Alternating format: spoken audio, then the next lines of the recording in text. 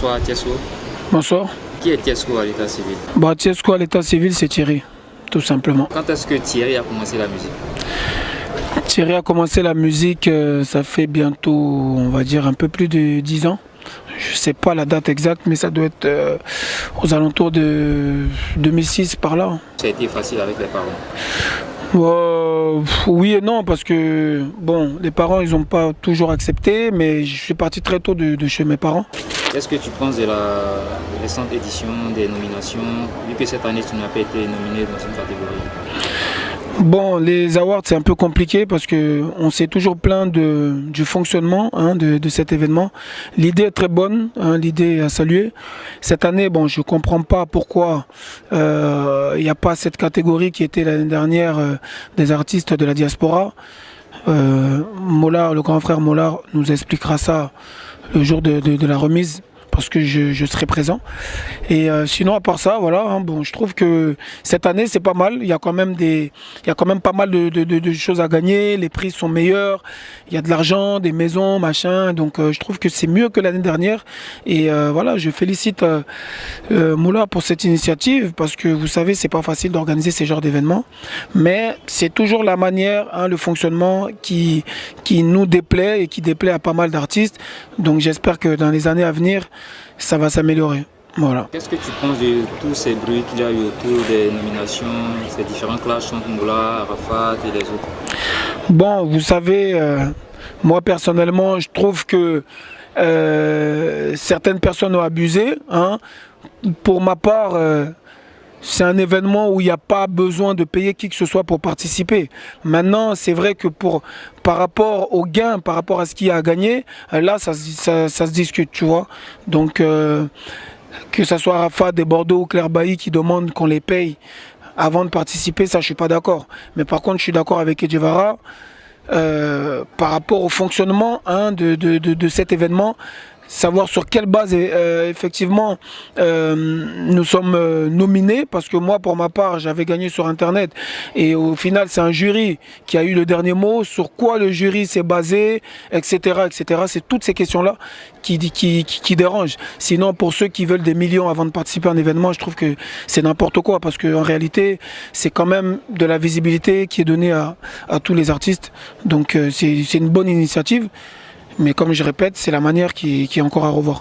Il faut revoir les critères, il faut donner envie aux gens de travailler. Voilà, il faut revoir qui a fait combien de chansons, qui a fait combien de clips, la qualité, combien de vues, combien de ventes, machin. Voilà, c'est tout ça qui peut motiver chaque artiste chaque année à faire mieux que son ami. Voilà, si aujourd'hui Tiesko a gagné meilleur artiste de la diaspora, pourquoi? Parce qu'il a fait 3 ou 4 clips dans l'année, parce qu'il a fait 3 ou 4 chansons dans l'année, il a 1 million de vues, etc. Donc c'est par rapport à ça qu'on dit que c'est le meilleur. Parce que quand quelqu'un est meilleur, c'est par rapport à quelque chose. Sinon, en réalité, personne n'est meilleur que chacun son talent. Tu vois ce que je veux dire? Donc je trouve qu'il devrait y avoir des vrais critères sur lesquels les artistes peuvent s'appuyer pour améliorer leur travail. Parlons un peu d'Arafat. Ouais, allons-y. Le véritable problème d'Arafat est quoi? Le véritable problème d'Arafat, c'est qu'il veut manger seul. Voilà, Arafat, il a un problème, il n'a pas compris que dans la musique, dans l'industrie de la musique, il y aura toujours des artistes, des nouveaux talents, ainsi de suite. Tu vois? Et Arafat, c'est quelqu'un qui pense que on doit parler que de lui tout le temps. Voilà. Et moi, je suis le genre de personne avec qui il ne faut pas s'amuser. Tu comprends? Sinon, personnellement, j'ai rien contre lui. Il m'a mis les bâtons dans les roues. Pour lui, je sais que c'est peut-être pas méchant, c'est une manière de déstabiliser parce qu'il a l'habitude. Mais pour moi, quand tu veux me déstabiliser, moi aussi je te déstabilise. Donc c'est un jeu qui est dans le showbiz comme ça, que beaucoup de gens pensent que c'est la guerre, c'est la fin du monde et tout ça. J'espère ne pas en venir aux mains comme Booba et Karis, mais si l'occasion se présente, je me laisserai pas faire. Tu vois ce que je veux dire? Sinon personnellement, j'ai rien contre lui. J'écoute de la musique d'Arafat, je danse sur de la musique d'Arafat, mais moi, il faut pas me casser les couilles. Voilà, moi ma musique, je fais de l'afro-trap, faut pas qu'ils me mettent les bâtons dans les roues. Voilà. Donc beaucoup de gens savent peut-être pas que Arafat met les bâtons dans les roues à certaines personnes qui voient que leur étoile va briller. Et moi, j'accepte pas. Voilà, moi, j'ai une mentalité un peu, tu vois, de la rue. Et dans la rue, on se laisse pas faire. Est-ce qu'il peut avoir un jour une collaboration entre Tiesko et Arafat? Une collaboration. Dans la vie, on dit jamais, jamais, mais moi, personnellement, je veux pas, ça m'intéresse pas. Voilà, c'est un mec qui m'intéresse pas. Maintenant, il y a des sons à lui que j'aime bien. J'aime bien, voilà, certaines de ses musiques, mais personnellement, quitte à faire des collaborations, j'ai d'autres artistes en tête, tu vois. Mais pourquoi pas faire la paix un jour si lui, tu vois, moi, personnellement, je suis ouvert. J'ai demandé plusieurs fois à son frère Landry qu'on se rencontre pour essayer de régler cette histoire parce que je le connais, le personnage. Tant que c'est pas réglé, il est capable de te mettre toujours les bâtons dans les roues en esprit, tu vois. Donc moi, j'aimerais bien m'asseoir avec lui, parler, mettre les choses au clair, que chacun vive sa vie, personne ne calcule personne. Mais tant qu'on n'a pas fait ça, eh ben, il y aura toujours des petites piques de ma part. Lui, je m'en fous de sa réponse ou pas, mais moi, je fais ce que j'ai à faire. Voilà, parce qu'il a commencé, donc moi, je vais finir.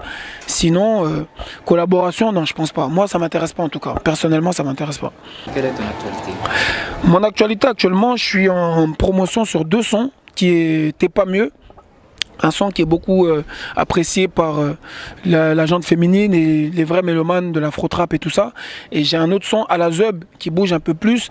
Donc voilà, je suis en promo pour ça. Je suis aussi là pour m'installer sérieusement, hein, prendre le contrôle de la musique du style afro-trap, afrobeat et tout ça. Donc je suis là pour un bon moment, c'est mon pays. Je suis pas pressé. J'ai la nationalité française, donc je peux rentrer en France quand je veux.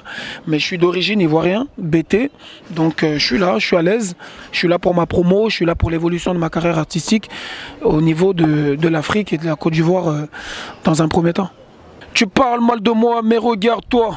Tu t'aimes à toutes mes stories, mais tu m'aimes pas. Snapchat, Facebook, Insta, mais dis-moi pourquoi. J'ai une villa à Cocody, toi t'as pas ça. Et si ton projet ne marche pas, ça vient pas de moi. Je sais que t'as le seum parce que moi je te calcule pas. Amigo, qu'est pas ça?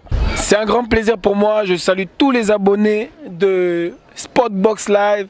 Merci encore à tout ce que vous faites pour la musique ivoirienne. Merci à ceux qui m'aiment, merci à ceux qui m'aiment pas. Et big up encore à Spotbox Live. C'est la famille, on est ensemble.